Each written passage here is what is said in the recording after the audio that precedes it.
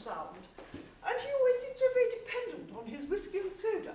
It's typically, I may say, the way the bounder embraces all things British. That whiskey and soda. No doubt where he comes from, he'd be raising a glass of kumquat arrack or some other infernal distillation. Please, Major Purbright, it is inappropriate to speak of another gentleman in that manner. And I can assure you I would not, Lady Cholmondeley, if Mr. Papadopoulos were a gentleman. Whatever his breeding or lack of it, Major Purbright, he is my guest here at Priorswell Manor. Yes, Mummy, but that's only because Daddy's will left you so strapped for cash. Virginia, please, it is inappropriate. It is to speak of money in mixed circumstances is the hallmark of inadequate breeding. Sorry, Mummy, but Mr. Papadopoulos speaks of money all the time. Which rather proves my point, I'd say. The swarthy fellow's an absolute bounder. In my experience, a detached gentility and sympathy is the most appropriate mode of behaviour towards those so unfortunate as not to be British. Regrettably, Lady Cholmondeley, such an approach all too often proves inadequate. The only language a thimble rigger like Papadopoulos understands is the language of the horsewhip. And I certainly wouldn't be ashamed to take one to the cat. Oh, Rodney, you're so brave. Oh, my lady. What is it, Mrs. Puttock? It must be something of considerable importance to justify the irruption of a cook housekeeper into the library when my weekend house guests are enjoying their pre-prandial drinks. It's of great importance, my lady. It's the carving knife, my lady. What about the carving knife? It's gone missing. Gone missing? Yes, my lady. And just after Sergeant Bovis from the village police station called to say there's an escaped prisoner on the loose. An escaped prisoner? Oh, how too ghastly. Don't worry yourself, my angel. I'll be here to protect you. And you, of course, Lady Cholmondeley. Tell me, Mrs. Potter, for what crime was this escaped prisoner incarcerated? Murder, Major Purbright. Murder by stabbing. Ha! Well, just let him try one of his little schemes here at Priorswell Manor. He'll find that Major Rodney Purbright is more than ready for him. Major Purbright, where did you get that gun? From the war. From the war, Lady Cholmondeley. Mind you, it wasn't the only thing I got from the war. Oh, Rodney, you must have tried to forget about your shell shock. Yes, my love. Sorry. Still, I'll just take a shufti in the garden. Best be sure we're safe when there's ladies in the house. Oh, Rodney, you are brave. Oh, my lady, I'm so frightened. Pull yourself together, Mrs. Puttock, and don't be so ridiculous. Twigs, my guests and I require more drinks.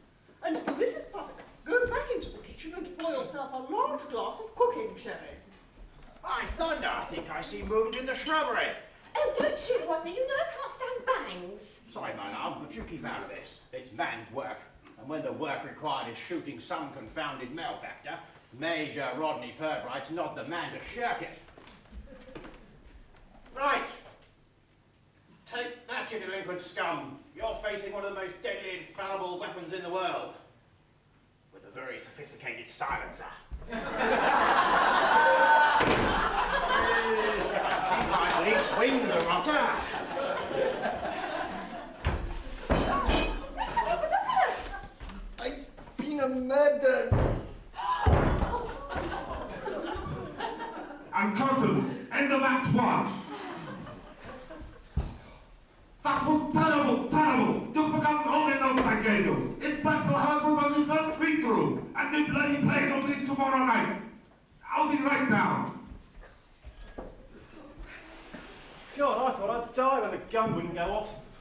Still, that silencer line was very good, Tim. Very good indeed.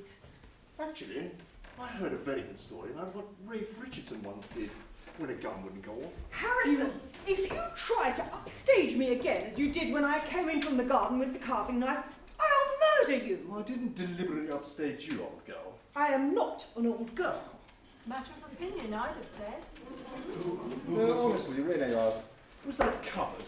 I just couldn't... And Pat, why the hell wasn't there any sherry in the decanter? How the hell am I supposed to act when I haven't even got the right props? Look, I'm sorry, there was a lot to do when I reset the stage. It'll be there on the night, I promise. On the night is not good enough. I needed it there for the run. I say, could someone give me a hand with this thing? Oh, sure. Can't have you walking around doing doner kebab impressions, can we? Bless you, Sophia. Lovely performance you're giving us tricks and something. Very true. Oh, thank you, Harry. And of course it gets better. Oh? Yes, in Act 2, Triggs has a line. Yes, milady. Huh. 3 years at drama school for that. There you go. Thanks, darling. Funny when Tim's gun wouldn't go off, wasn't it? Reminds me of a story Ray Fritchison once told me. He was in some dreadful stage thriller, apparently. And he was shot at the end of the first act. He was... You don't think I'm playing Virginia too stupid, do you, Sophie? What? No, of course not. It's very difficult playing someone stupid, you know. Don't worry, Jeanette dear, you're doing it as if to the manner born. I thought your performance was great, Jeanette. Thank you. I really noticed your first acting job. Oh, good. Listen, Jeanette, we've got to talk. I don't think we've got anything to talk about, Tim. But we have. You were dreadful. You've forgotten everything I told you. What are you not playing at? You were terrible. With a few exceptions. Thank you, Boris. Now, gather around. Let's see if we can salvage something from this total fiasco. Fiasco is rubbish, Boris. How on earth I'm supposed to begin to give a performance when I haven't even got the right props? I can't imagine. Yes, let me talk that. Pat, you idiot. Why was there no sherry in the decanter? It just got missed. It won't happen again. Well, make sure it doesn't. I mean, the play opens tomorrow night. Come on. I'm fully aware that the play opens tomorrow night, Boris. That's why I'm holding something back. It must be so nice to be able to do that. I'm the sort of actress who never holds anything back. Except younger and more talented actresses. Look, I want more from you all, okay? I mean, where's the life? Where's the energy? The energy went about 3 hours ago. Look, we started at 9 this morning, and it's taken us 5 hours to get to the end of Act 1. Oh, that's right. And if it takes us another 10 hours to get to the end of the play, but we will, and we'll get it right. We certainly won't be doing another 10 hours, Boris. So what do you mean? There are equity regulations about the number of hours actors can work. Oh, for goodness sakes, Tim, if you wanted to spend the rest of your life watching a clock, you should have joined the civil service, not the theatre. The fact Look, I am giving notes. Now, Major Purbright's gun, what happened there? It didn't go off. Sophie, I can see it didn't go off. The question is why? Actually, there's a rather funny story about it. We don't want one of your funny stories now, Harrison. Who's responsible for the gun? I mean, why didn't we get one that worked? Well, it did work at previous rehearsals. Well, where did we get it from? It's mine. Belonged to my father. Found it after your boy had popped his clogs. With box of live ammo and plenty of blanks. Maybe the pin got stuck.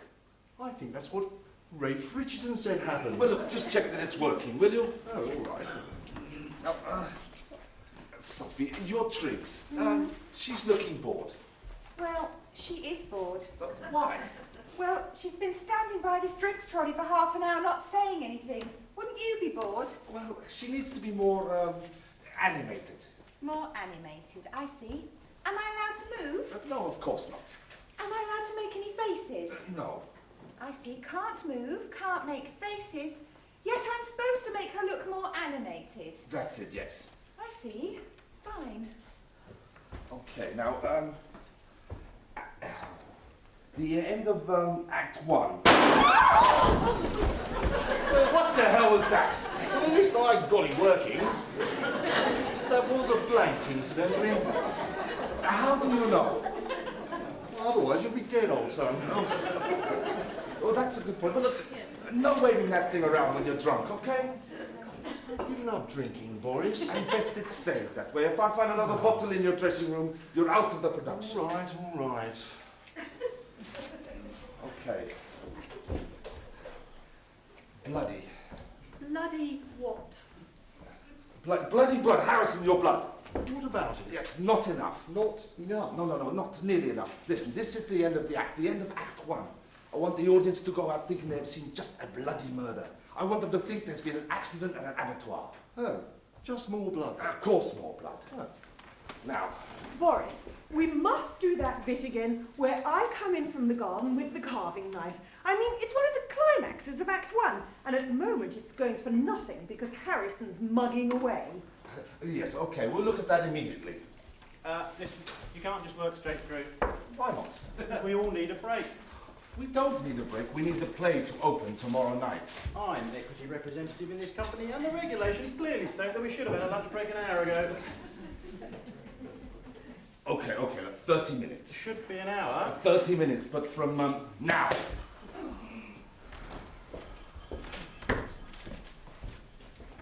You're not having anything to eat? I don't do lunch. You should do. You should look after your body, particularly as you get older. What? Fill it full of that health food muck like you do? Don't knock it, Renee. I bet I live longer than you do. If you call subsisting on squashed vegetables living. I'm going to liquidize my lunch.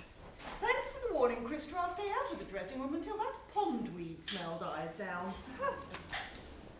Jeanette, my dear, I think you might be amused by the story Ray Richardson once told me. He was in this dire thriller. It's on Tin Pot Weekly Red when he was... Are you okay, Renee? Yes, just tired. You sure it's not, No, just the odd twinge. I do know about you and Jeanette, you know, Boris. Oh. I always know. You're very transparent. What do you mean? I mean, you're very transparent and, from my point of view, very safe. What do you mean? I mean that you'd never actually leave me. Oh, you'll go off and do your naughties with some little actress in her digs. Where is it this one's staying? Oh, nice little farmhouse. Must be so convenient for Jeanette. All those cows. Someone of her own intelligence to talk to. Renee? But I don't mind all that. It doesn't worry me. I know you'd never actually leave me. You like your home comforts too much. Beneath that flamboyantly bohemian exterior, Boris Smolenski, you're really rather an ordinary, conventional, boring little man. Am I, Renee? I just may surprise you one day. Has to be a first time. Sorry, I do hope I'm not disturbing you. No, I was just giving some notes.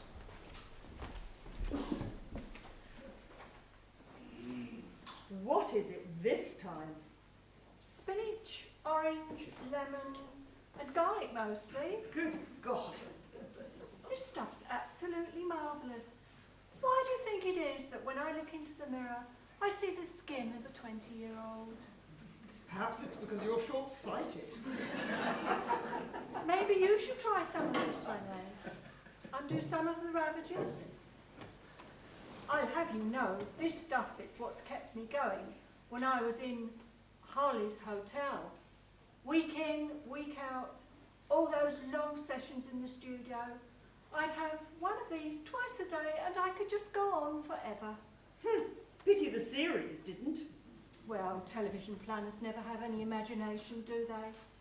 Do you know, even now, 3 years after it's finished, I'm still getting a huge post back from people whose lives just aren't the same without Harley's Hotel. But your television career didn't take off, wasn't it? I never wanted it to take off. The theatre has always been my first love. I'm quite happy with the situation as it is. I'm not surprised. Perfect for you, I'd have thought. When your husband's the artistic director and gives you all the leading roles. Krista, Even those you're just that teensy bit too old for. I can assure you that Boris has never cast me in any part for which I was not the best available candidate. You may not know this, Krista, but when I left RADA, I was top of my year. Really? People still talk about Renee Savage's Cleopatra.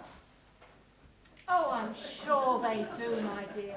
But just what exactly do they say? The critics all agreed that I was destined for the top. Oh dear. So what went wrong then? Wrong?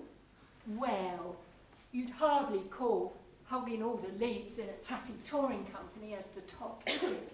I do not hog the leads. No. The fact is, my career went when I had problems with my health. Oh yes. Actresses are so prone to health problems. Particularly I find when they've just failed auditions for major parts. Krista, I haven't the energy to respond to all your bitching. No, well, I'm sure you must be very tired. Looking after Boris must be a full-time occupation. Not so much in the sex point of view, though. His casting couch is pretty mobile these days, isn't it? Krista, I'm fully aware of all Boris's little adventures. Oh, good. I've been keeping an eye on him too, you know. We must get together and compare lists, just in case you've missed someone. Funny, isn't it, that ever since Harley's Hotel finished, you haven't been offered any other television work. Still, I suppose the public memory is so short. I'd have you know the public remembers me very well indeed. That's why I was asked to take part in this campaign. You know, values and morality in television. Oh, yes. Vomit. It's called Vomit. Well, I know what you mean, dear, anyway. They asked me to join because they need famous names to raise their profile. I've never been forgotten, Renee. I've never been anything less than a star since the moment I started in the business. Oh, really? Actually, I wanted to talk to you about that. I found out something rather fascinating about your early days. My early days? Yes, something that might well interest the Harley's Hotel fan magazine, if they ever found out about it. Telephone call for you, Krista. Oh, is it my agent? No, someone from, I think they said, Vomit. Vomit. I'll take it somewhere a little more private. Go and use the office phone, that's just the extension. Thank you. Hello? Won't keep you a moment. Just going somewhere a little more private, if you could bear with me. Thank you.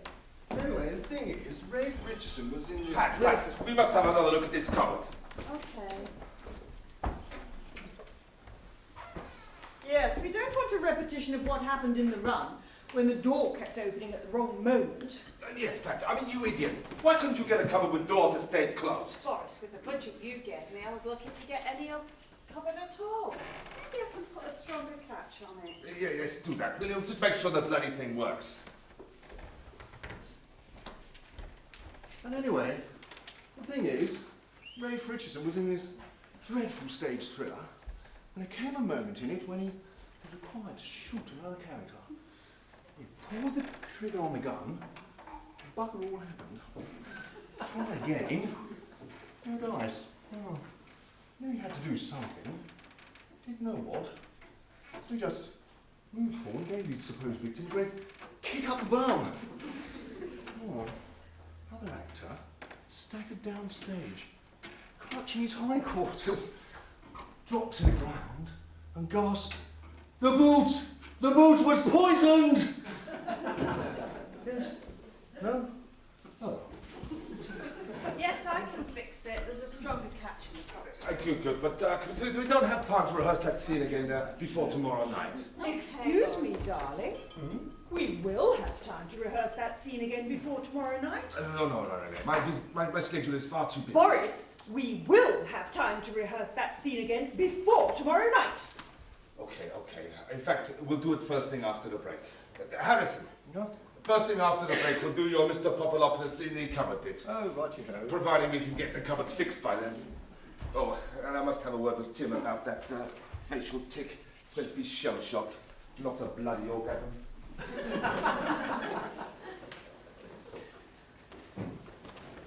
I don't advise you to keep upstaging me, Harrison.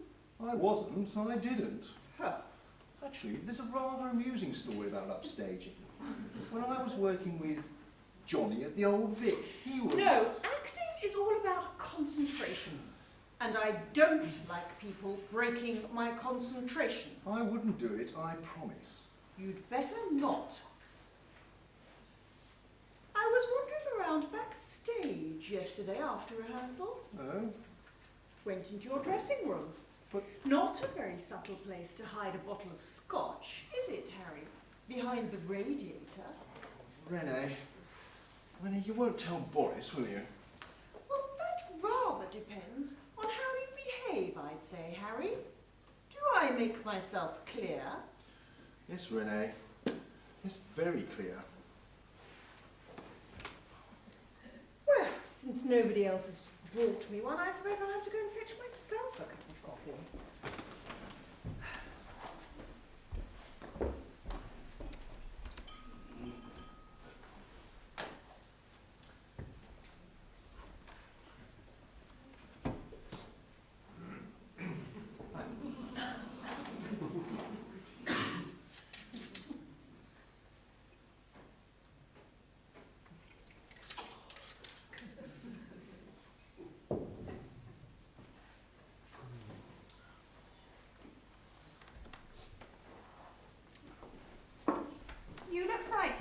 party, Harry?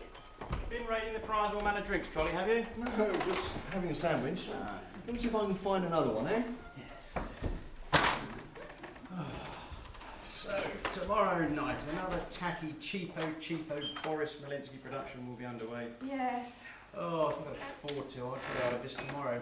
The whole setup so tacky. It's typical of Boris. He's even too mean to get somebody in to do the lights. Oh, he says he does it himself because it gives us a feeling of an ensemble.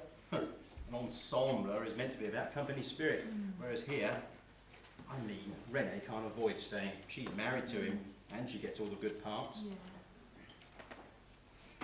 Why on earth does Pat stick around? He's so rude to her all the time. I imagine she's been working for Boris so long, she just doesn't notice anymore. Maybe.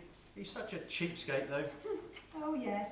If Boris Smolenski was producing 101 Dalmatians, it would end up as Spot the dog. Too true. Oh, God, the thought of 3 months of this. Oh, I'm sorry. It must be very difficult for you two. You have a gift for understatement, Sophie. Jeanette and I came here as a unit. We were over the moon about working together. Sorted out those nice digs out in that farmhouse. And then within the first week of rehearsal, bloody Boris had come on to her, and I was out. I'm sorry. But surely she doesn't really believe he's serious about her. Oh, yes. In Jeanette's scenario, he's going to leave Renee and marry her. Oh, a lovely girl like that shouldn't be throwing herself away on some pretentious old has-been like Boris. Why do you think she does it? Well, part of the explanation may be Jeanette's not very bright, is she? What do you mean? Not very bright? I can see you're still in love with her, Tim. Yes, I am. And if Boris bloody Smolenski thinks he's going to get away with what he's done unpunished, he's got another thing coming. Oh, I was looking for Renee. I think she's in the green room. Oh, maybe I'll just... No, it's all right. I'm just going to get a coffee. I'll tell her you're looking for her. So, feeling good about yourself, are you? I don't know what you mean. Proud, are you, of messing up my life and Renee's? I haven't done anything against Renee. No? No. Boris and Renee's marriage is over, in any real sense. These days, all she's interested in is her garden. Oh, and her acting, of course. Really? And who told you that? Boris. Well, that is a surprise, isn't it? Boris really wants me and Renee to be friends, and stay friends, even When what? when he and I are together. Oh, for heaven's sake, Jeanette, you mustn't believe all that bullshit he gives you. He tries the same line with every pretty little actress he works with. Tells them they've all got star quality and their careers will really take off. If only they'll go to bed with him. Surely you're not stupid enough to believe it. Well, perhaps you are. I'll tell you one thing, though. You stay with Boris, it'll be the end of your acting career. You'll just go on doing tatty productions like this for the rest of your days. Boris isn't going anywhere. As a matter of fact, he is. What? Boris has got another job in America. In America? Boris? You've got to be joking. No, it's true. At a theatre in New York. And when he goes, he's taking me with him. Don't be ridiculous. Listen, Jeanette, I still love you. Let me go. Can you understand? Something I must just go and sort out. You still haven't filled that decanter, Pat. It's on my list. So, I brought something in for you. Oh? It's for the garden. Ah, yes. The garden. That's the only thing I'm interested in now, isn't it? Now that I've lost interest in sex. Boris said you've been having problems with your rose beds and... Did he? Boris presenting himself as concerned about my gardening problems. You really are getting the full charm treatment, aren't you? And so I asked the farmer where I'm staying if he knew Listen, anything... Jeanette, is that your name? There've been so many. I think I can be forgiven for mixing you all up. I am fully aware of what's going on between you and Boris. Oh, and? And nothing. I just hope you don't get hurt when he drops you. Boris isn't going to drop me. Believe me, sweetie, he is. Other women to Boris are like so many Kleenex. He picks them up, he snuffles around in them for a little bit, and then he drops them. They all end up cast aside, on the ground, crumpled up, and covered with snot. But it's different with Boris and me. No, it's not. And you know, he always comes back to me in the end. No other woman stands the slightest chance so long as I'm alive. Boris loves me and we're going to America together. Of course you are, dear. How long have you been suffering from these delusions? I know a very good shrink if you need one. You don't know anything about... I do know this. The only way you keep hold of a man like Boris is by putting him under lock and key. Unless, of course, you happen to be his wife. But Boris and I are going to... Oh. Come on, all of you lot, break over. The break is over. But we haven't had the full... That's a break over. Okay, now look, I want to go back to Act 1, the scene with Lady Dorothy and Mrs. Potter from the garden. What's the line? I left my script in the writing box. Pat, get the prompt copy. It's where we come in after Mr. Papadopoulos has hidden himself in the cupboard. Yes, but what's the actual line? Oh dear, Krista, are you having trouble remembering? No, of course I can bloody remember my lines. I'll have you know, when I was in Harley's Hotel... Yes. Whole... We'll do the scene just after. Or in fact, no, just before. What, where Triggs finds the carving knife? No, with Rodney and Virginia on the sofa. Right. Do we have to do that bit? Yes. We need a run through. Okay, now, who do we need? And hurry, we need Rodney, Virginia, Mrs. Potter, Lady Dorothy, and Mr. Papadopoulos standing by. Okay. Harrison, put your wig on. Oh, yes. I've got the gun. Who's got the gun? Oh, I have it. Okay, well, take the lights as read and start with you, Jeanette. I'll help you forget the past. Okay. Can I take the prompt copy? I'll help you. Oh, for goodness sakes.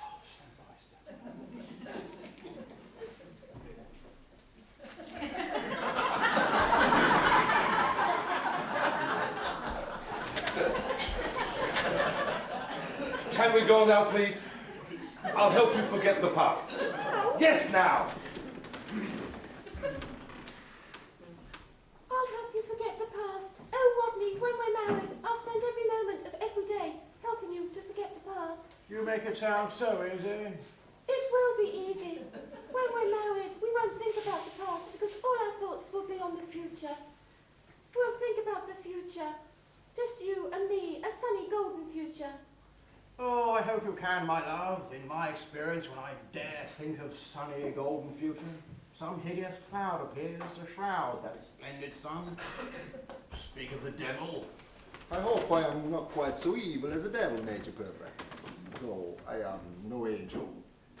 Good afternoon, Lady Virginia.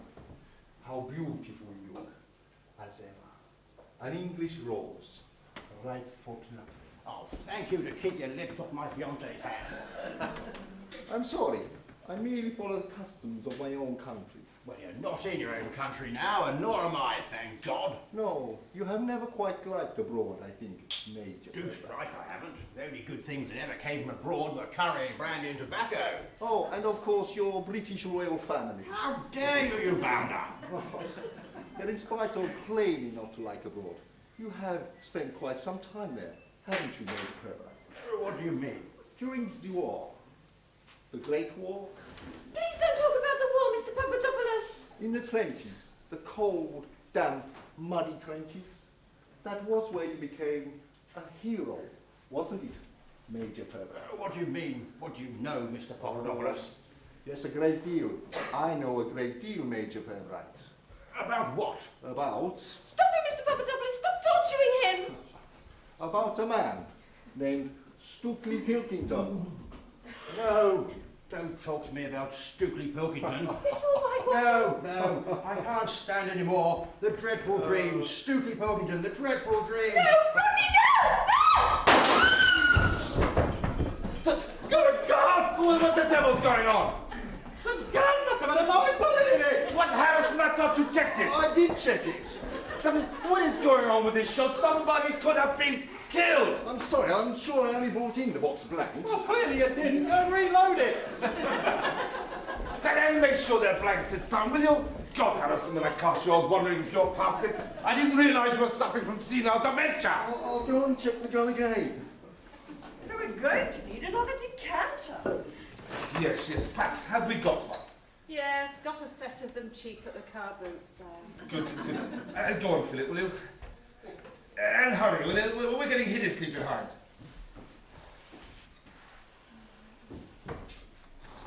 Pat, tidy up the drinks trolley as well, will you? Come on. I'll get that filled, Pat. Cold tea, is it? Yeah, cold tea for whiskey, diluted apple juice for sherry. Right. Tick. That facial tick, it's hideously over the top again. It's got to be over the top. The changing character is so psychologically unconvincing. You have to really hammer it to get it across. It's not psychologically unconvincing. Of course it is. Murder at Chrysler, man. That's total crap when you know it. I do know this. It will make a successful touring production. It has murder in the title. That's what the public wants. Used to want. You're out of touch, Boris. But how dare you call me out of touch just because you are not a good enough actor? Please, can we stop this? I'm getting a headache. When you're ready to start again, you'll find me in my dressing room. Oh, and Krista, do come along. I've got something I want to show you. Really? Telephone call for you, Boris. Oh, New York. okay. I'll finish with you later, Tim. And I'll finish with you first opportunity I get, Boris. Hello. Oh, yes. Hi, Bob. Yes. Oh, well, that's great news. Great news. Bob's theatre company's accepted my appointment. Yes. Well, yeah, I'll need my agent to look at it. Yes. Well, yes, money. There's always money, but no, I don't see any problems. No, I should be able to join in a couple of months once this production's up and running. Oh, and yes. Somebody will be joining me a couple of months after that. Yes. Okay. Yeah, well, that's great news. Thank you, Bob. Bye-bye. Missing you already. You see? I told you this would happen. You're going to take America by storm. I don't often say this, Jeanette, but you have real star quality. Where is everybody? We need to rehearse. Everybody on stage. Come on.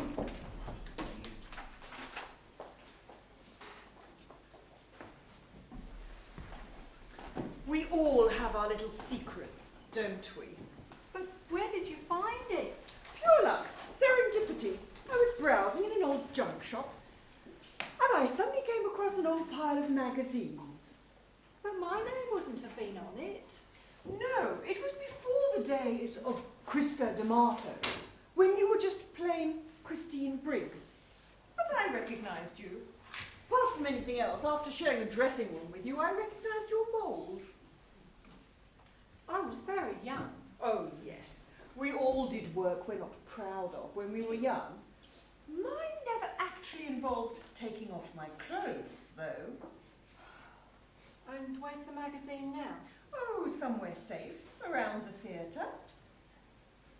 What are you proposing to do with it? Oh, I don't know. I thought the top brass at Vomit might be quite interested. Vomit. Yes, values and morality in television. That's right, isn't it? No, I haven't quite decided what I'm going to do with it. But I'd have thought it might make a very interesting little feature for the Harley's Hotel Fan magazine. Renee, if you dare spoil my chances of doing anything. Okay, come on. Where is everybody? Hurry up, please. Pat, you still haven't filled that decanter. Right, now I want to go back to the scene we've just done, please. What scene did you say, Boris? The one where you come into Rodney and Virginia. Well, I'm not needed for that.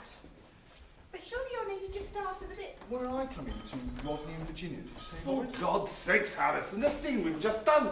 Have you any short-term memory left? We'll need Tim, won't we? Of course we'll need Tim! Oh, keep your hair on, Boris. I'll go and get him. Any notes for me on that? What was wrong with it, Boris? Any notes for me? No. Just do it the way you did it last time. Yes, Jeanette dear, just like last time. The only way you can do it.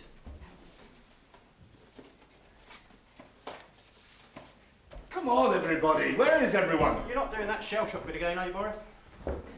Actually, no. We'll do the scene after you and Virginia exit. Mr. Papadopoulos on his own, Renee standing by. With Krista. Yes, that's Where it. is Krista? I'll get her. Exactly. Okay, can we clear the stage, please?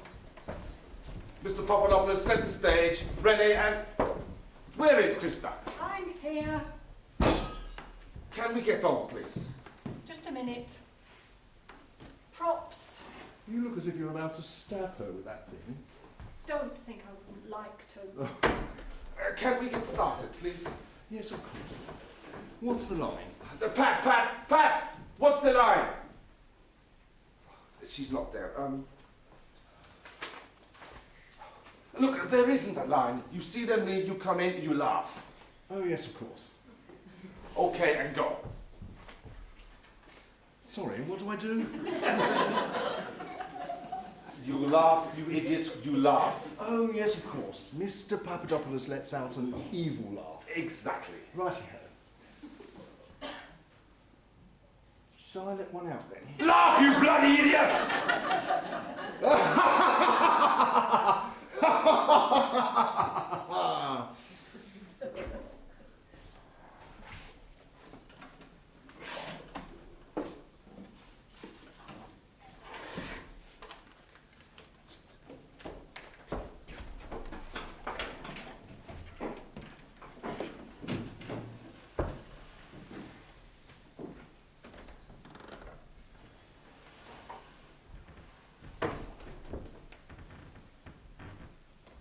I must say, I still don't like the idea, my lady.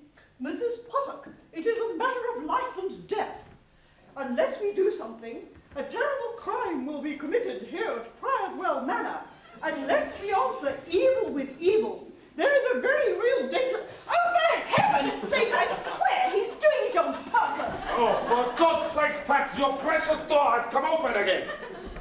This is ridiculous, you stupid old man. You're deliberately sabotaging my performance. Not much there to sabotage, I'd have thought. I refuse to work with someone who sabotages my performance.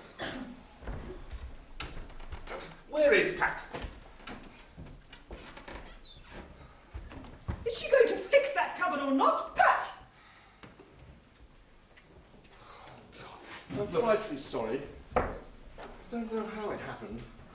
Reminds me, though, of a similar incident when I was working with Larry at Stratford. He was... Quiet!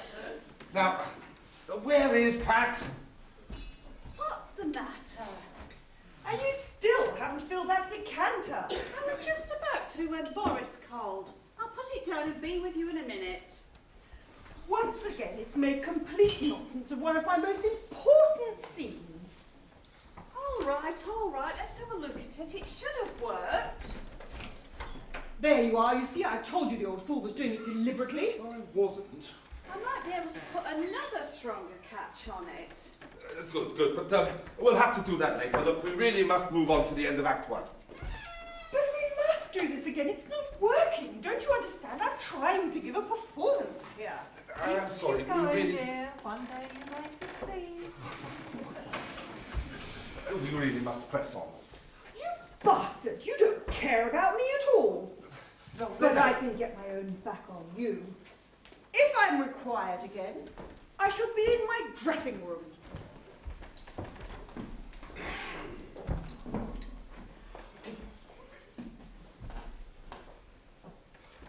Okay, look.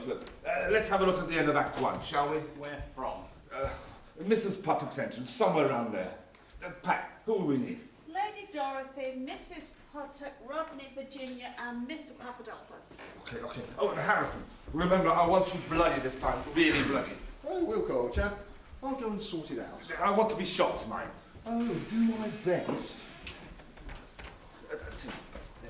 I think we'll get a better feeling of Rodney's instability if you can take his voice into a higher register. Higher register? Squeaky, you mean? A bit, try. Oh, if you say so. Where's the gun? I think Harry's still got it, hasn't he? Oh, I'll go and check to see what bullets he's put in. See if we can prevent the old loony from getting someone killed. Krista, can I have your Mrs. Puttock a bit older? Older? Yes. You say so. I had a note for you too, Sophie. Yes, your apron, it's too small. Oh. That makes you look like a... A French tart? Exactly. See? Why don't you check with wardrobe and get a larger one, okay? Oui, monsieur. I don't think there's anything else. I'm going to run the lights with this one to see that Harrison falls into the patch that I asked him to. Oh, yes. Oh, we haven't got Renee's precious decanter. Can you get it, Boris? Okay. I'm busy now. It's in the green room.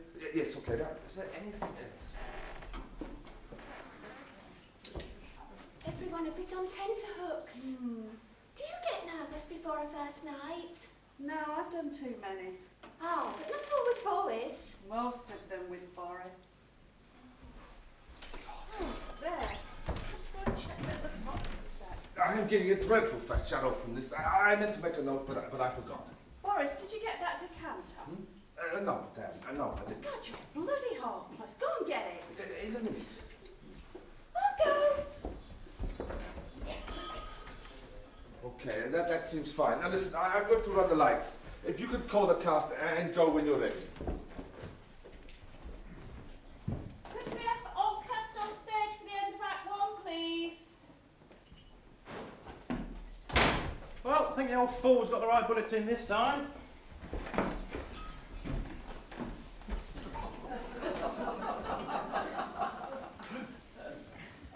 Why on earth are you making that dreadful face, Renee? I'm getting into my part. Oh, how clever of you to get so much into the subtext. What?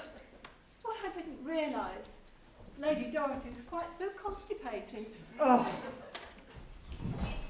Okay. Can you get into position, Yes. please, for Mrs. Potter's entrance? Is Harrison there? I'm here, dear boy. Okay, then go for it.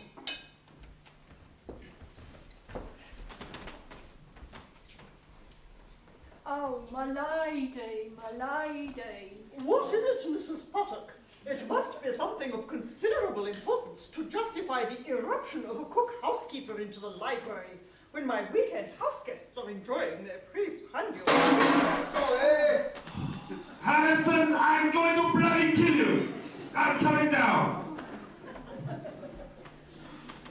This is ridiculous. With all this stopping and starting, I can't act. You said it, dear.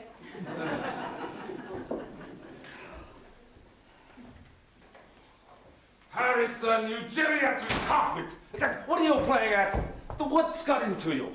Half a bottle of scotch, I'd imagine. What? Have you been drinking again? Of course I haven't. No, I swear I haven't. Be right this time, dear boy. It better be. Okay, can we please get into position for Mrs. Potter's entrance? And make it good this time, eh? Surprise me. Shock me. Okay. Okay. Oh, my lady, my lady. What is it, Mrs. Potter? It must be something of considerable importance to justify the irruption of a cook housekeeper into the library when my weekend house guests are enjoying their preprandial drinks. It is of great importance, my lady. It's the carving knife, my lady. What about the carving knife? It's gone missing. Gone missing? Yes, my lady. And just after Sergeant Bovis from the village police station called to say there's an escaped prisoner on the loose. An escaped prisoner? Oh, how too ghastly! Don't worry yourself, my angel. I'll be here to protect you. And you, of course, Lady Chumley. Tell me, Mrs. Potter, for what crime was this escaped prisoner incarcerated? Murder, Major Purbright. Murder by stabbing. His little scheme here at Quietwell Manor. He'll find that Major Rodney Purbright is more than ready for it. Major Purbright, where did you get that gun? What would you like to know? From the war, Lady Chumley, from the war. Mind you, wasn't the only thing I got from the war. Oh, Rodney, you must just try to forget about your shell shock. Yes, my love. Still, I'll just take a shufty in the garden. Best be sure it's safe when there's ladies in the house. Oh, you are brave, Rodney. Oh, my lady, I'm so frightened. Pull yourself together, Mrs. Potter, and don't be so ridiculous. Twigs, my guests and I require more drinks. And Mrs. Potter, go back into the kitchen and pour yourself a large glass of cooking sherry. By thunder, I think I see mooned in the shrubbery. Oh, don't shoot, Rodney. You know I can't stand bangs. Sorry, my love, but it's band's work. And when the work required is shooting some confounded malefactor, Major Rodney Purbright's not the man to shirk it. Right! Take that, you delinquent scum! I think I'd at least wing the rotter.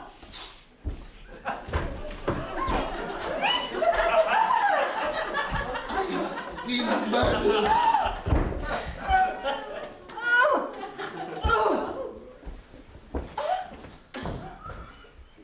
Boris, Rene's dead.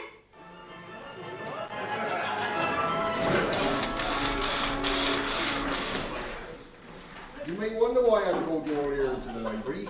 The answer can be given in one simple word, and that word is murder. Until a few hours ago, a woman lived and breathed like the rest of us on this earth. Now she is dead. She breathes no more. The murderer has taken away her breath forever.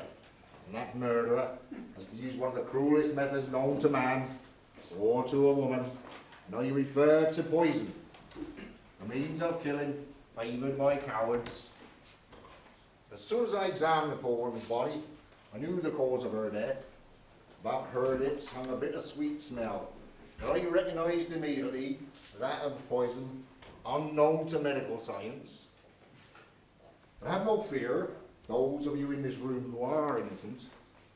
I, Detective Inspector Delver, will unmask the murderer, bring him or her to face the ultimate penalty of the law. The old rule of a death for a death may be thought by some, with a liberal conscience, to be primitive. But in this case, I can assure you, it will be nothing but justice. So, murderer, listen to my words, hear what I say and tremble. You will be exposed like a hunted animal, because you have no hide to wear. You have nowhere to hide.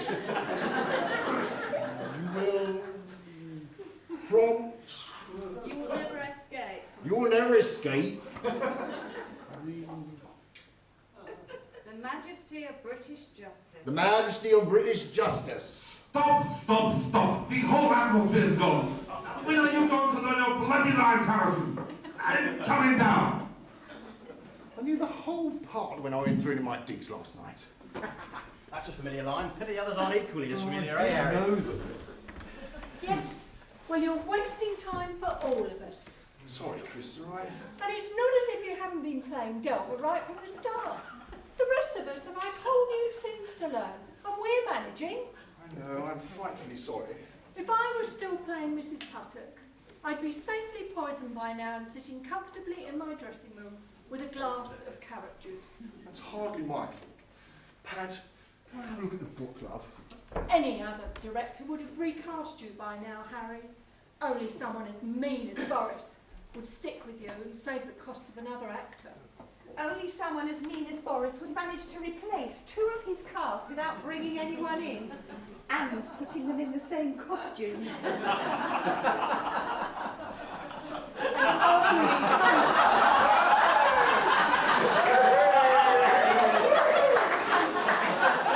Only someone as mean as Boris would draft in a stage manager with no acting ability whatsoever. I've never claimed to be able to act. I hate doing it. Yes, and it must be so difficult combining the roles of Triggs and Mrs. Puttock. Absolute schizophrenia time for the kind of actress who really gets into her parts. I wonder how poor Rennie would have coped. What's Boris doing, for heaven's sake? Probably been waylaid by another reporter. Yes, he's taking a very unhealthy relish in his role of grieving widower, isn't he? Seems totally transformed by the whole experience. maybe it wasn't really Jeanette who killed Renee. Perhaps Boris did it, just to get himself a chance to appear on the television news. Oh, I doubt that. Oh, I'm not so sure. Do you know what would really make Boris's joy complete? What? To be asked to appear in a reconstruction of the murder for Crime Watch. Boris playing himself. Rennie and Jeanette played by the usual unknown actresses whose only previous work has been shampoo commercials. Krista, I don't think that's in very good taste. Oh, come on, Tim. Stop being so po-faced about it. Isn't it if anybody actually liked Renee? As it is, the world just contains one less self-centred bitch. Good news, I'd say. I was thinking of Jeanette. Oh, well, she shouldn't have done it, should she? Naughty little girl. She should have known she could never escape the majesty of British justice. Well, I think you're being very insensitive. Harrison, this is appalling. Why do you not know your lines? I mean, I delayed the opening of the play for the sake of the other actors, not for you. So, boys, Why do you not know your lines? they have been rewritten. About 2 of yours have been rewritten because Triggs is no longer in the play. The other actors have had to learn whole new scenes. Exactly. And incidentally, Boris, when are we going to get that last new rewritten scene you promised? You'll have it in the morning, I I mean, promise. I'm not worried for myself. New half-hourly strips twice a week in Harley's Hotel and no problems at all. But I would really like to It's see... in hand. I will get that speech fixed, boys. Don't worry. Just been through it in the book. Would you like to run the scene again? No, we need to move on. What is the time? Coffee break. Should have had 1 hour ago. It's nearly 6 o'clock and we've been working solidly since lunch. Look, okay, 10 minutes, but no longer than 10 minutes, okay? Don't worry, the kettle's just boiled. Sophie, a quick word. Yes. I just wanted to say that I think your part of Virginia it's come along very nicely. Oh, thank you, Boris. I feel like I'm getting to know the person behind the character. Oh, thank you. I shouldn't really say this, but you're doing the part an awful lot better than Jeanette. Well, I mean, a sweet girl, Jeanette, but no great shakes as an actress. ah, Whereas, well, and I don't often say this, but I think you have real star quality. oh, thank you, Boris. By the way, have you been to see Jeanette? What do you mean? Well, in prison. Tim's been to see her. I just wondered if you had. No, I mean, it's quite difficult for me. I mean, with Renee being dead and Jeanette having killed her, it takes some quite coming to terms with. I suppose it does. I mean, to understand that I'm the type of man who can inspire such intensely passionate feelings in a woman. Yes, I suppose you would see it that way. Actually, Sophie, I've been meaning to apologise to you. Oh, what for? Well, you know, the last few days and all, but I don't think I've been giving you the attention you deserve. No, it hasn't worried me. Even so, perhaps, you know, I'd like to make it up to you. Perhaps we could go out for dinner or, you know, maybe after rehearsals. Boris, I cannot believe I'm hearing this. What do you mean? Less than a week ago, your wife was murdered by your mistress, and here you are coming on to me. I am not coming on to you. I mean, the last few days have been dreadful for me, dreadful. I mean, I feel so alone, so isolated, never knowing if I can make touch with a human being again. Whereas, well, you see, I thought that we could go out and talk. Forget it, Boris. Oh, okay. Boris, call for you. Uh-huh. Daily Mail, doing a feature on fatal love triangles. They want a quote from you. Oh, great. I mean, great. Because if, well, reading about my experiences, I could help some other poor tortured soul, then Renee's death would not have been for nothing after all. If you know what I mean. Oh, yes, Boris. I know exactly what you mean. Yes. Got one for you. Oh, thanks. So, how was Jeanette? Oh, poor girl. Doesn't know what's hit her. Swears she's innocent. You know, Sophie, I'm sure she didn't kill Renee. But everything points to her. She was the one who brought the paraquat in from the farm where she was staying. High-strength agricultural paraquat. And she told everyone it was for Renee. Yeah, for Renee to use on her rose beds. Is that really likely? Boris had said that Renee was interested in gardening, so Jeanette brought her a present. Kind of a bridge building exercise. Oh, I doubt too many people are going to believe that in court. But it's true. I mean, I don't even think Jeanette knew that paraquat could kill someone. But she must have done, though she'd probably be banking on the poison itself, not on shock. Unless, of course, she knew about Renee's history of heart trouble. I'm sure she wasn't. Ironic, isn't it? Renee died as she had lived, by getting too deeply into her part. One good method-acting swig of sherry, and bye-bye Renee. I'm still convinced Jeanette's innocent. But why? She had the motive. She knew she'd never really have Boris to herself while Renee was alive. And she was definitely the one who brought in the full decanter. We all saw her bring it on. She didn't necessarily fill it. Yes, but the decanter was definitely empty when I took it off stage and I got distracted by that telephone call. Then Pat brought it back on stage, you know, when Harry's cupboard doors opened. Then she took it off stage again, but was back on within seconds. She didn't have time to fill it then. Then all of us went off stage that way. There was no way round the back to the green room. The only people left on stage who could have got to the green room were Pat, Boris and Jeanette. Seeing as apparently neither Pat nor Boris left the stage, well, who is there then? Jeanette still denies she filled that decanter. She said it was already full when she picked it up in the green room. But she would say that, wouldn't she? I'm sorry, Tim, you haven't convinced me. Listen, I'll tell you why I know Jeanette didn't commit the murder. Why? Because, and it hurts me to say this about someone I love, but I'm going to say it anyway, Jeanette's too stupid. Ah, Jeanette couldn't plan her way out of a paper bag. you may have a point. I have got a point. Whoever killed Renee really thought it through.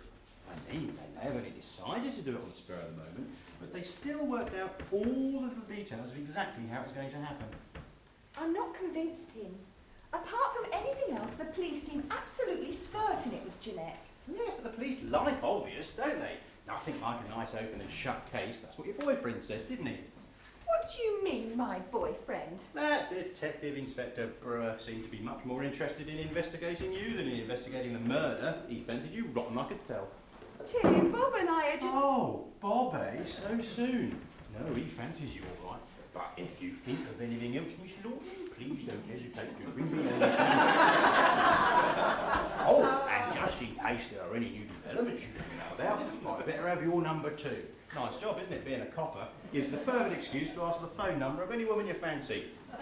Tim. No, I don't think it'll be too long before you have a friendly phone call from D.I. Bob Brewer saying, yes, there has been a new development on the case, and maybe you two should meet up to talk about it. A drink, perhaps, or might dinner be more convenient? Come off it, Tim. I see. He's already been in touch, and you have met up with him. Well, just for a drink. Oh? Well, actually, we're going out for dinner tonight after rehearsal, provided we finish at a decent hour. Well, well, well. So we have a tame policeman on our team, do we? Oh, I don't know how tame. I'm sure you can get around him. Listen, it would take more than a few sweet nothings from me to make him change his mind about Jeanette's guilt. What would it take then? Well, I'd say it would take some solid evidence, or a confession to prove someone else did it. Well, that's what we're going to get hold of then, haven't we? Come on, Sophie, you'll help, won't you? All right, Tim, I'm with you. Let's try and figure out exactly what did happen that afternoon.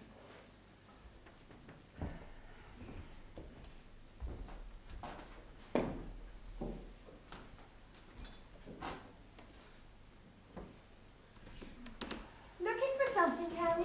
No. Thought I saw a cobweb earlier and was removing it. So, nothing to do with a bottle? Bottle? Good Lord, no. I'm off the booze these days. Completely. Oh, yes. The other day, Harry, just after that first decanter was smashed by that bullet, you were in the green room. Was I? Yes, and I came in and I was carrying the new decanter. And I thought I saw you with a bottle then. Oh, I remember. It wasn't alcohol. No, what was it then? It was... Well, that is... Okay, come on, let's get on with the rehearsals, please. If it's okay with our equity representative. It's fine. Good, good. Now, I want to go back to Act 1, the scene with Mrs. Buttock and Lady Dorothy from the garden. The carving knife entrance. Yes, that's it, provided we have that flaming cupboard fixed. Should be okay. I put yet another catch on it. Well, I hope it holds. Seems to have a life of its own. Now, who do we need? Quickly into positions. Pat, Krista, out the French door, Sophie off right, Harrison centre stage, please. Pat, the chairs, they're facing the wrong way. So they are, boys.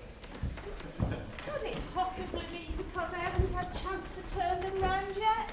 Probably. Yes, right.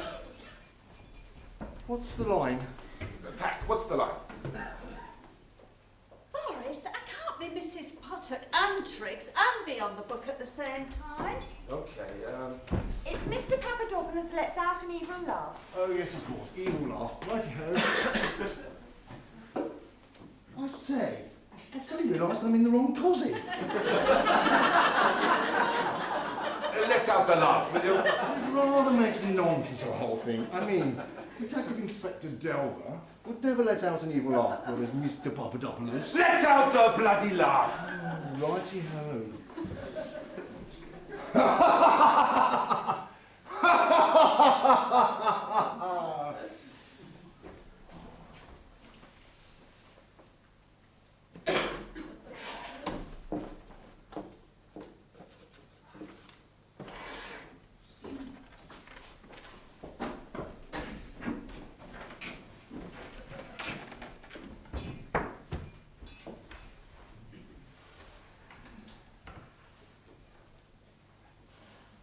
I must say I don't like the idea, milady.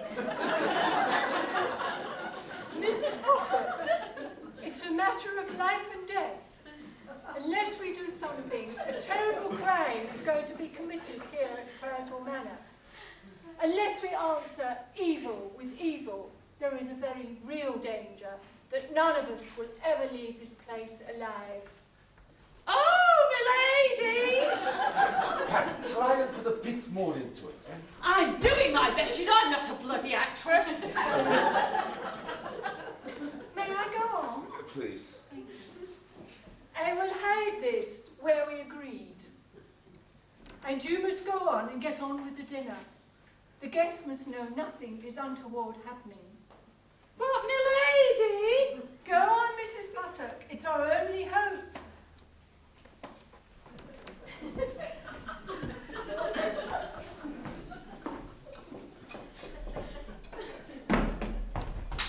Oh, there you are, Mummy. Rodney's just having a little lie down before dinner. The grown man having a lie down in the middle of the afternoon.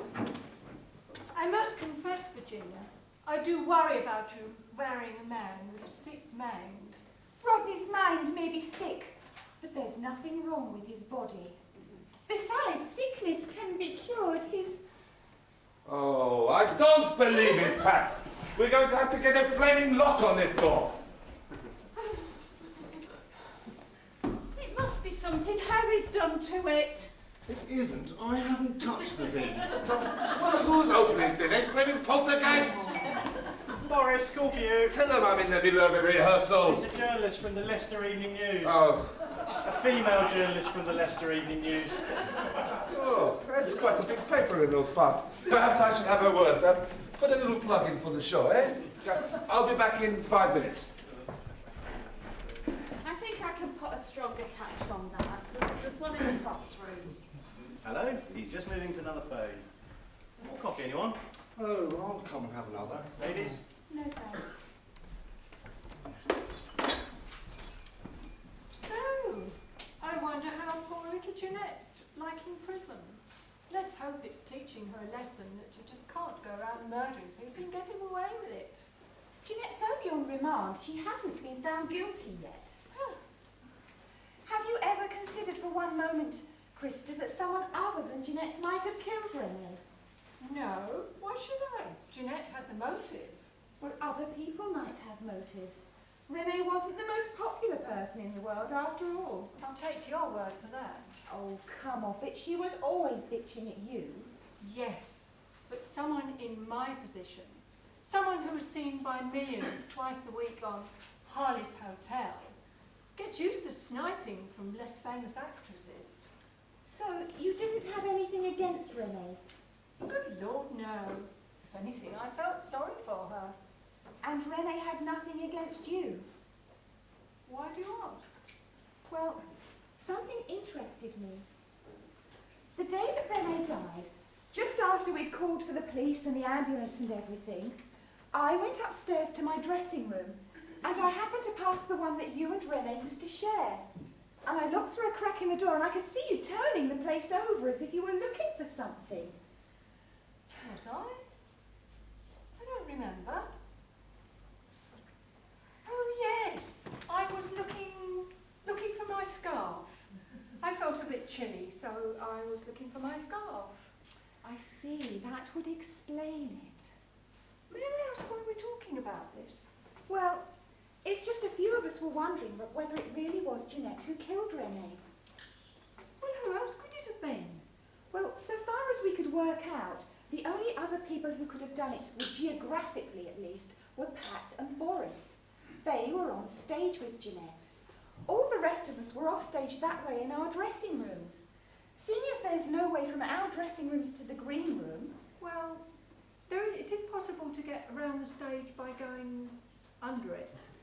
Under it, is it? Yes, there's a stage, there's a trap door there, haven't you ever noticed? No. Look, down there.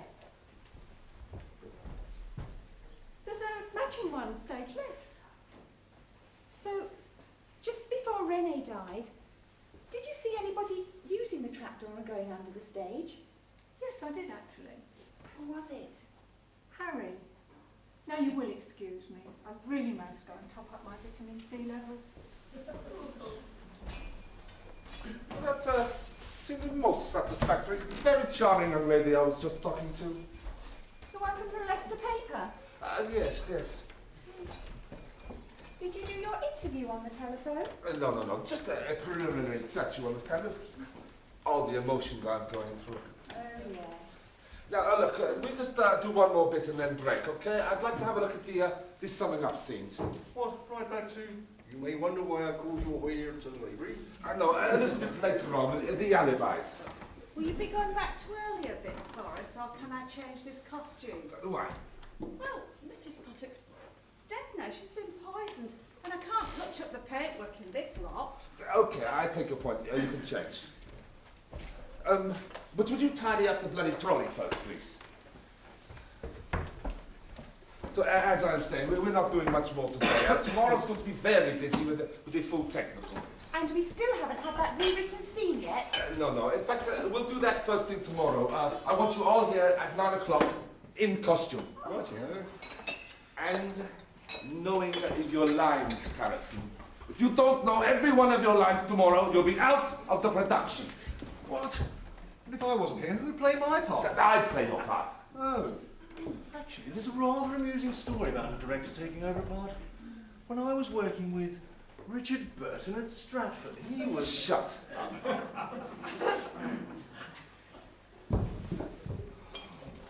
Pat, the chairs, they're facing the wrong way. Isn't that incredible?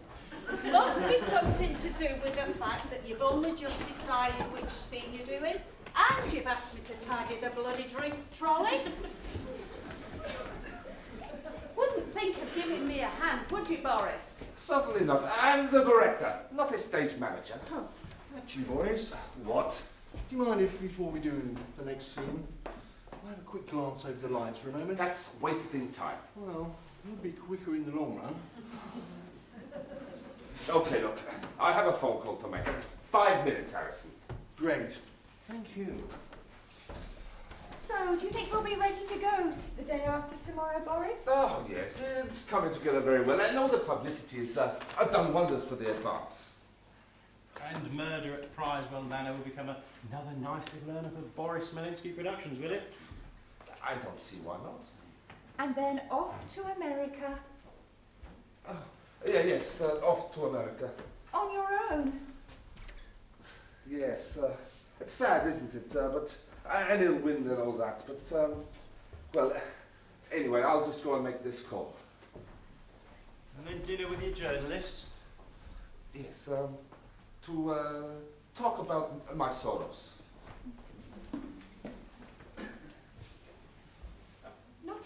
the traditional image of the bereaved husband, is he?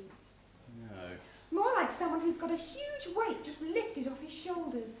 Hmm. 2 huge weights, in fact. Think about it.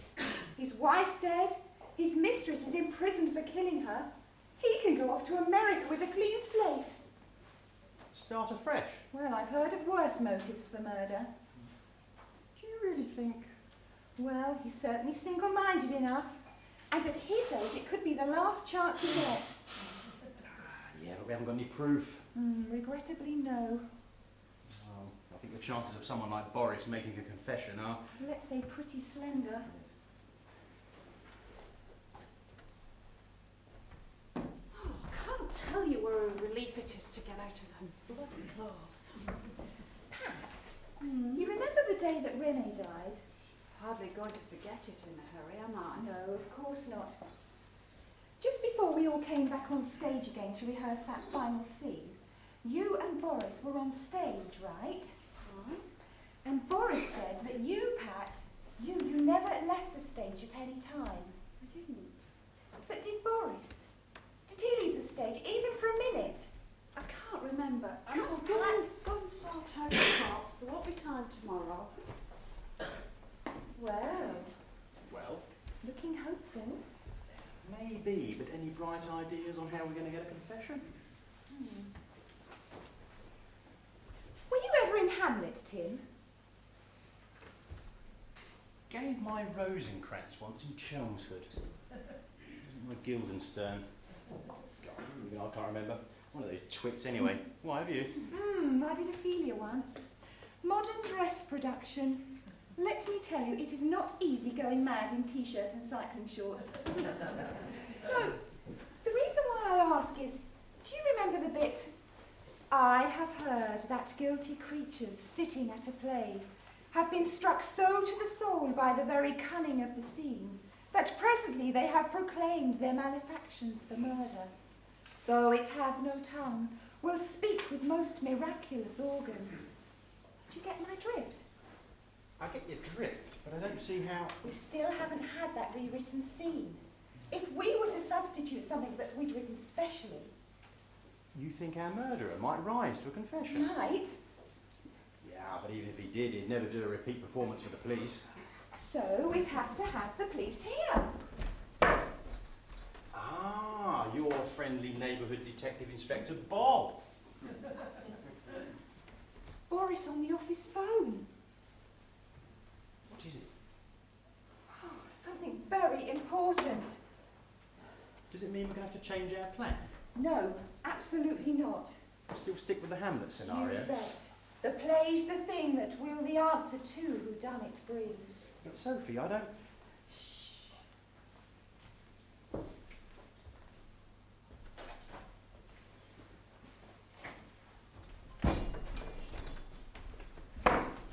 Right, we'll just do that summing up scene. Pat, if you can go and call Krista, please. Okay. Okay, and shall we get into positions? For D.I. summing up. Right. Where exactly do you want to start, dear boy? Oh, I don't know. Where's Krista? What's all this about a 9 o'clock call, Boris? It's to do the new scene. But I'm hardly in the new scene. I'd like everyone there, please, at 9 o'clock in costume. Now into positions now. D.I. summing up.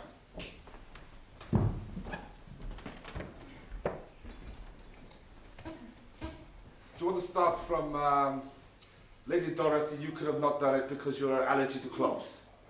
Right. Really, dear boy. You, Lady Dorothy, could not have murdered Mrs. Puddett because due to your allergy to cloves, you wouldn't have dared to have touched the apple pie. And you wouldn't have known at the top of the saucepan and an anti-clockwise thread. So that brings us to you, Major Purbright.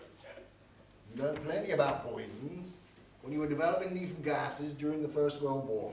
But did you have a motive? Did you know before this afternoon that Mrs. Puddett was the mother of your half-brother Gervais?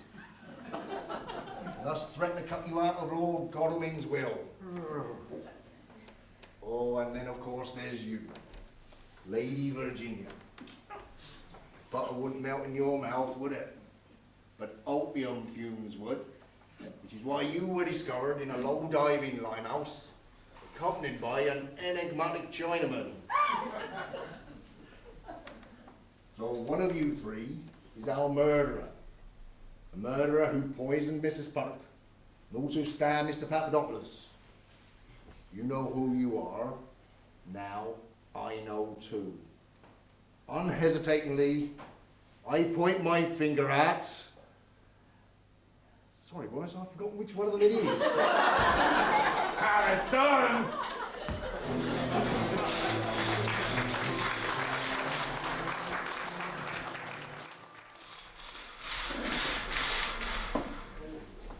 Goodness, Harry, those cobwebs breed and breed, don't they? Don't they just?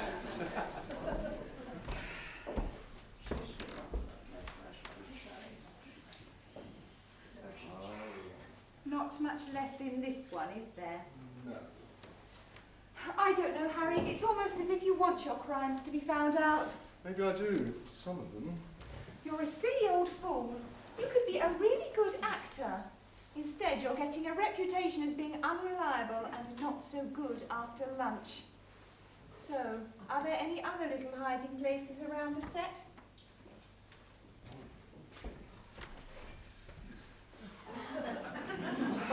Real belt and braces man, aren't you? Any more? Oh, Harry. Are there any more? Don't know what you're talking about. Harry, there's a stage door this way that goes under the stage. Is there? The other day when Renee died, Krista said she saw you going under the stage using the trapdoor. She couldn't have. She did. What were you doing there? Were you just going for yet another swig from yet another bottle? Yes, that's exactly what I was doing. Anyway, where's Krista telling tales on me? A more relevant question might be, why was she so interested in the trapdoor? What do you mean? Well, when I was down there, having a drink, I had the door closed. She actually opened it, as if she was about to go down. I can't believe she was just looking for me. I think she must have had a reason for wanting to cross the stage. And you didn't? There was one other place I used for hiding a drink. Oh, yes? It's this. Old box box, I think. Always hanging about in the wings. The odd bottle just doesn't go notice in here.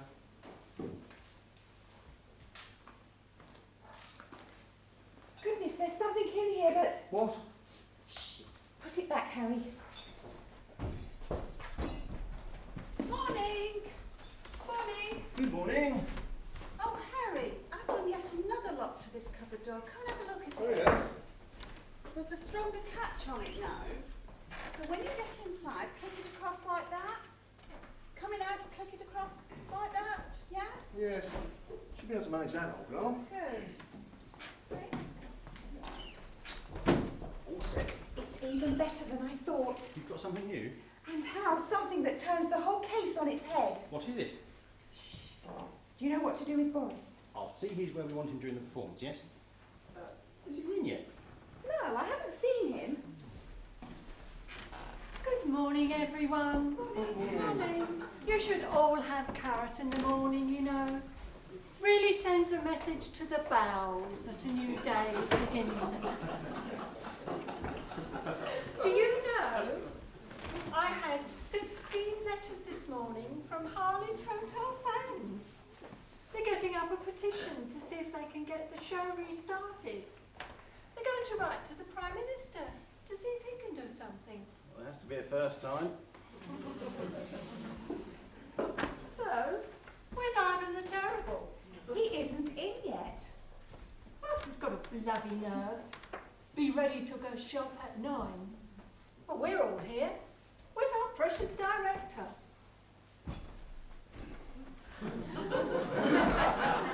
And about time too. Please, don't shout. I had such a head this morning.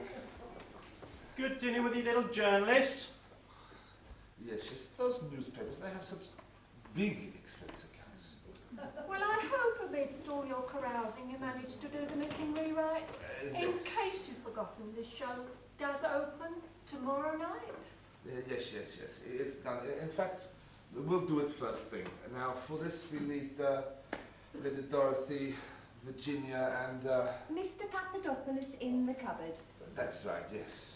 Boris, I've done a stronger lock for the cupboard. Good. Let's hope it holds, eh? Why are you not in costume? Thought I'd been murdered. No. This is the scene before Mrs. Potter gets poisoned. Oh, I'm sorry. I get totally confused when I'm acting. When I'm stage managing, I'm fine. Nature never intended me to act, you know. Look, you're acting now, so could you get into costume, please? Immediately. Now, as I was saying, this new script, it hasn't changed that much. Just the odd line, it's... Shall I hand them round for you, Boris? if you would. You are doing this run with lights, aren't you, Boris? Oh, I suppose I should. What have you got set? Yes, I'll do it from the lighting box. At least it's dark. Oh, Boris, I wonder if I could just have a word. So long as it's a quiet one.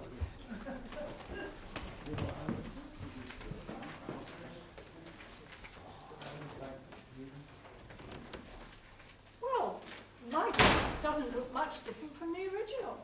Oh, I expect there are more changes later on when Mrs. Puttock comes in. And slap on cue, Mrs. Puttock does come in. I hope there's not a lot of changes. We'll go in just a minute. Right, into position, everyone. Into the cupboard, Harry. What? Right. Actually, it's a rather amusing anecdote and some stage business with a cupboard. When I was working with Amanda Cranwell at the Litlington Players, she was... We're about to start. We'll go in just a brief moment. Then we'll be underway. Tim, get your hand off my knee. Tim, are you okay up there? I'm fine. May we start? He's just waiting for us to go on. Off we go. Oh, right. But, my dear Virginia, I had no idea there was any danger to Major Pertwright's fortune. Apparently, a gentleman turned up in a gentleman's club in London claiming to be Rodney's elder half-brother Gervais. But his elder half-brother Gervais was killed while prospecting for diamonds in the Amazon jungle. Was thought to have been killed. His body was never found. Apparently, a native guide told an elaborate story about trying to save Gervais in some rapids. But it was thought he made it up in hopes of financial gain. But this is appalling. Shh. Here comes Mrs. Puttock. Mrs. Puttock, you must excuse me. I have to go and make sure that Parsons has ironed the Times exactly as Mr. Papadopoulos likes it. Yes, my lady. So is that it? I've only got one line changed.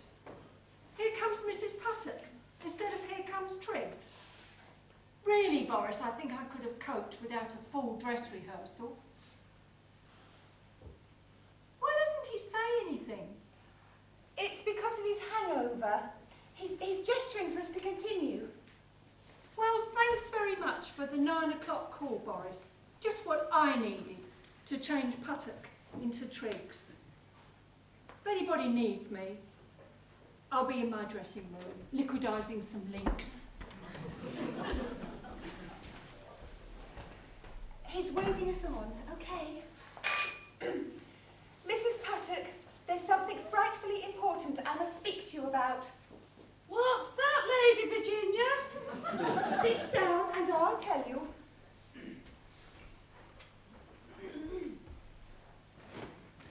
I want to talk to you about murder. Murder? About a murder that happened a long time ago, but that may have relevance to what's happening here now at Priorsville Manor. Good heavens! It was a murder by poisoning. Someone put poison into a sherry decanter and a woman died. There were a lot of suspects, but eventually the perpetrator was found. It was the woman's husband who committed the murder. Well, there's a dreadful thing then. Worse than that, he made it look as if his mistress had committed the murder. He was a selfish and insensitive... What's going on up there? Good heavens, it's Inspector Brewer and Boris. I can't see. And Tim, what's happening up there? What's happening? It's incredible. What's incredible? Boris has confessed. Confessed? Confessed that it was he who killed Renee. My God. Can we have more light down here, Tim? It's very dark. You don't seem very surprised. No. Is it what you suspected? Yes. God, it must have cost you something to say that. Because you love him, don't you? Well, in my own way, I suppose. Yes. He's totally unaware of me, but... No one who didn't love Boris would put up with the kind of humiliation that you do from him. Why do you think he did it? He had a chance of a new start in New York. He could start with a clean slate. And having his mistress arrested for the murder of his wife, well, it was an effective way of doing it. But of course now he won't be going to New York. No. He'll be going to prison instead. I must go and find somebody to do the stage lights tonight. Wonderful, Tim. It worked.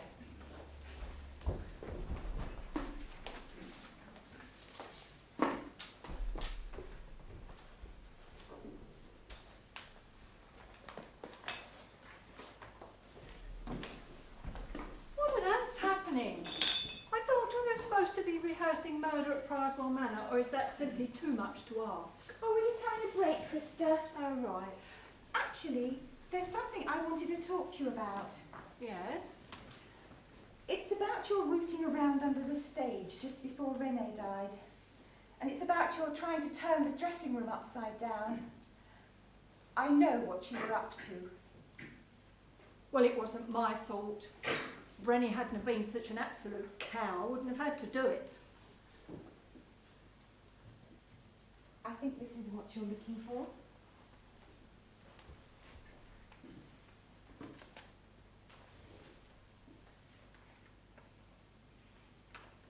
Oh. You didn't look at it, did you? No, of course not. Oh, God, look at my figure. Oh, I was so lovely when I was young. Do you know, men used to fall over themselves to... Yes, well, I've got it now. I must go and puree some prunes or something.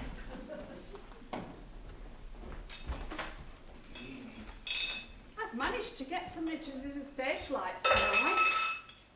Suppose we should go on rehearsing on our own, shouldn't we? The show must go on. That's it. Still, better get this done first. You don't seem very upset about Boris, Pat. What can I do about it? Do you know, I once remember Renee saying, the only way you can keep hold of a man like Boris is by putting him under lock and key. You'll enjoy all that prison visiting, won't you, Pat? I don't want it to be that way, but... No, of course not. But if for some reason it was you who was in prison, do you think Boris would come and visit you? I assume you're joking. If there hadn't been that job in New York, none of this would have happened. What? Quite a neat little crime, really. Boris had the motive, he had the opportunity. Jeanette was stupid enough for it to work. Yes, a very neat crime, and it all makes sense. it would do if there ever had been a job in New York. But there must have been. That was why Renee had to die. I overheard Boris talking to an American actor friend of his. I talked to the actor afterwards. He told me that Boris had made up all the stuff about the telephone calls just to impress Jeanette. There never was a job in New York. But I don't understand. What do you think happened? Well, let me tell you. It was an interesting crime, and one that could have only been committed by Pat, or by Boris, or by Jeanette. None of the rest of us could have done it. You couldn't have done it, could you? Of course not. All the rest of us had gone off stage that way. There was no way we could get to the green room. And of course you and Boris, neither of you left the stage, so it must have been Jeanette.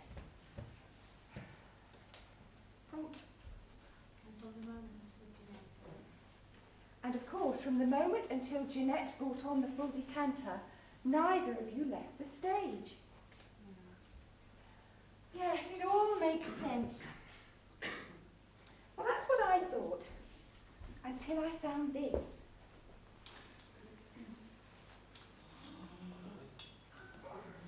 So simple, really. I'd never considered there being another decanter, even though I'd heard you say you'd got a set of them at a car boot sale. Here's the one that we all saw to be empty, just before you took it off stage and hid it in the props basket. Of course, you'd had plenty of time before that to fill one of the other decanters with paraquat and leave it in the green room to be brought on by someone else. Yes, I think I've got it all about straight now. So I needn't really have killed her? No. I think you really only decided to do it that morning when you heard about the New York job. God, you'd put up with all kinds of stuff from Boris before that. But the thought of him going to New York, well, you would have lost him forever. He would have never taken you to New York, would he? No. So you made your plan. Poison Renee and make it look as if Boris had done it. That would nail him down for you, all right. What a pity it was that Jeanette brought on the full decanter and not Boris. That business about Boris confessing? Oh, we made all that up. Boris wasn't even in the lighting box. Tim and I set it up so that he would be waylaid by a telephone call. He doesn't know anything about any of this. Well, what happens now then? Well, Detective Inspector Brewer has been up in the box all this time. He's heard everything we've been saying. Oh, well. If I walk through the foyer, I dare say I'll meet Inspector Brewer, won't I? I dare say you will. Well, if I'm going to get arrested, I'm not going to get arrested in this bloody town. I'm a stage manager, not a bloody actress. Pat, come on, let's get on with these rehearsals. Pat, come on. What was that all about? Anyway, I was just talking to a charming young lady. Oh? From the the Sunday Telegraph. Seemed very interested in me as a theatrical innovator. Who was the journalist? Young actress I know, very talented. Kept him conveniently out of the way. Then let me go! I'm free! Jeanette! What's this all about? The police are dropping the charges. That nice inspector just told me. Isn't it wonderful news? It's terrific. I don't understand what's going on, but it's great. Listen, Jeanette, I suppose it's time for you to make a decision between us. A decision has been made. In my cold prison cell, a decision was made. In future, I shall keep clear of all emotional entanglements. Instead, I'm going to concentrate on my career as an actress. Oh my God, that's all the theatre needs. Jeanette! Jeanette! Anyway, where is everyone? We need to get rehearsing. Where's Pat? She went off that way, remember? Oh, Pat, come on, hurry up, you silly cow. You know I can't do anything without you. Pat! We did it, Bob. It worked.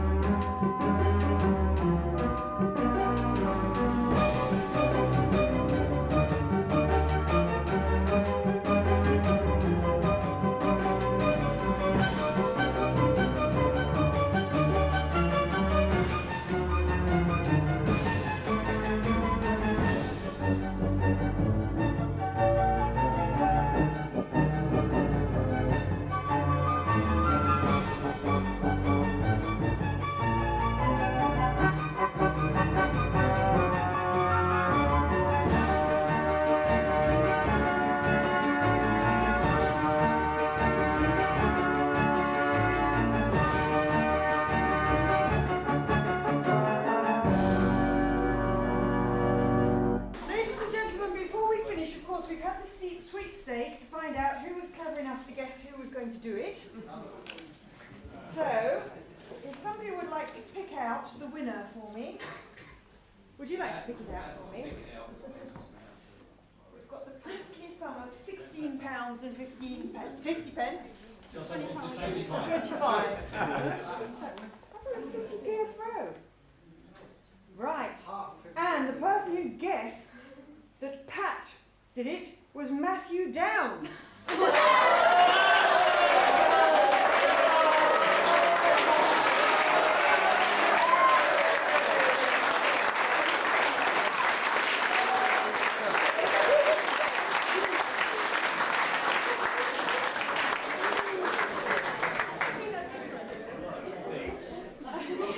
Don't worry if you didn't guess who done it. The feeling up here is that perhaps Sophie did a lot of snooping around, looking through door cracks, and seemed to know a lot about everybody else's business. Was she helping Inspector Bob, or just covering her own tracks? We've had a wonderful time doing this production. We've, in the process, welcomed 3 new members to Lads, and it's their first production. 2 of them you've seen up here on stage, Shane Stevens and Darryl Twiggs.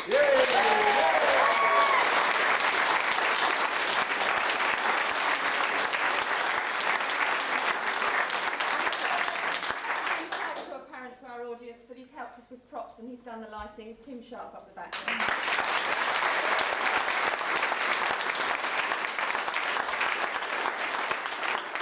I'm going to keep it brief, just 1 or 2 thank yous. Firstly, to a member of Lads who's leaving us for pastures new, moving away.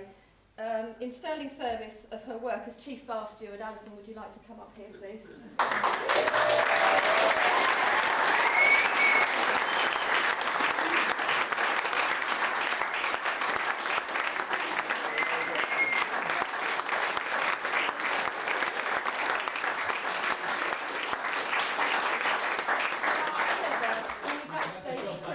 And other people doing various supporting roles, and we are always very grateful to them.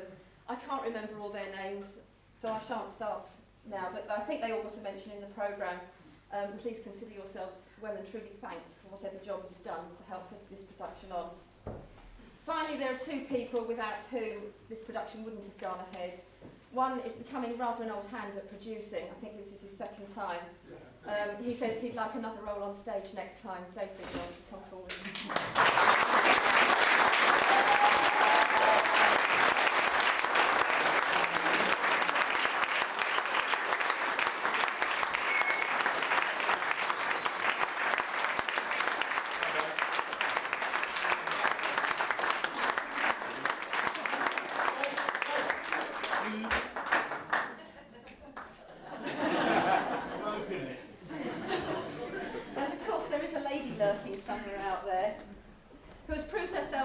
Versatile. She started off prompting, and then she went to the pub, and then she came back and did some set designing, and she went to the pub. She did some painting, and then she went to the pub, and she's this time made her debut as a director, and she's been to the pub a few times this week as well. Amanda Cranwell.